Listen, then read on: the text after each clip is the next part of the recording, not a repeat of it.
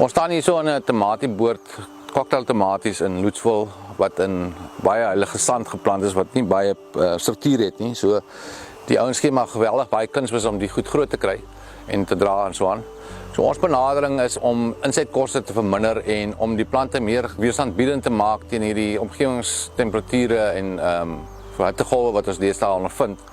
En met chemiese bemesting het mens altyd die probleem dat jy die kunsmis of die kos in 'n soutvorm gee vir die plant. So die plant het baie meer water nodig om daai sout te neutraliseer. Dit is net so goed as wat jy biltong eet, moet jy meer water drink. Nou, hierdie plante het so 'n week en 'n half terug 45 grade Celsius hittegolf beleef en hulle kon dit nie hanteer nie. So hier op die toppe het hulle almal gebrand, jy weet. En wanneer die uitmondjies maak toe in sulke hitte daar en dan kan die plant nie transpireer nie en dan takel die son hulle af. So met ons benadering probeer ons die ouens kry om minder kunsmis te gebruik om meer organiese benadering te volg. So in sulke swak gronde sal ons nou tipies die ouens organiese bemesting aanbeveel en mikroorganismes wat ons saam met die bemesting sit en dan 'n baie verminderde chemiese program gee. En ons sal nou kyk na die grondprofiele of die grond chemiese samestelling en soos ons nou hier gemaak het ons vir hulle spoorelemente en sulke goed ook aanbeveel en 'n bietjie erium om saam met ons produkte te sit op 'n weeklikse basis. En ja, so ons kan nou kyk dan die EcoDelta kant langs aan. Dit lyk heelwat beter as hierso, wat in hierdie blok is 2 weke voor ons EcoDelta blok geplant. So ons is nou hier in die EcoDelta halforganiese gedeelte waar ons nou die chemie dramaties verminder het saam met ons EcoDelta organiese bemesting en die kompostee wat ons insit.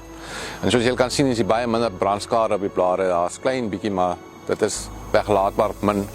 En die plante se groei het ook nog nie regtig geaffekteer daardeur nie. En soos julle kan sien is met die kleur van die blare en die kwaliteit van die blare is die plante baie gelukkig met wat ons doen.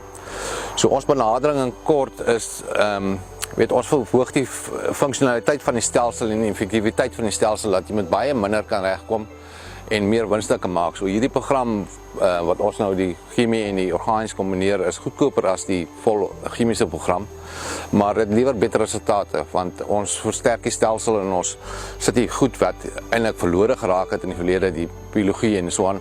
Die diversiteit in biologie sit ons terug en ons verhoog die pas van nutriëntsirkulasie en die groot ding wat ons eintlik doen is ons sit die minerale, die NPK en die spoorelemente en die goed sit ons in 'n organiese vorm neer. So dit is in 'n molekulêre vorm. So dit is nie in 'n soutvorm wat die plante stres en veroorsaak dat hulle meer water nodig het nie.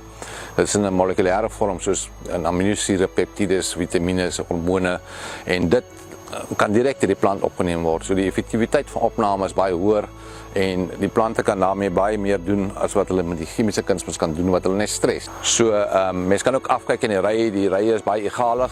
Daar's nie hierdie op en af waar sekere plante groter is as ander plante nie. En die groot ding is dat met hierdie benadering gaan jy baie beter klas 1 uitpak kry omdat die plante nie gestres is nie. Hulle sal ook minder siektes lok en hulle sal minder insekskade kry. Want die chemiese plante wat onder stres is, daai as chemiese uitskynings lok insekte en lok die siektes. So met hierdie benadering is jy net meer verseker vir jou winste. So ons groot ding is om die insetkoste af te dryf, maar ook om jou produksie en kwaliteit te verhoog sodat jy op beide kante, op die insetkant geld spaar, maar op die uitsetkant meer geld maak sodat jou winsgrense kan styg.